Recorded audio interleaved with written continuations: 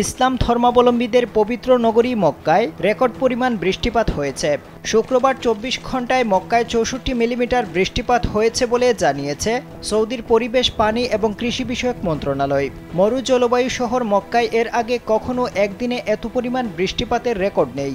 সৌদির আবহাওয়া দপ্তর জানিয়েছে শুক্রবার দেশটির ১৩টি প্রদেশ এবং অঞ্চলের মধ্যে ১০টিতেই মাঝারি এবং ভারী বর্ষণ হয়েছে।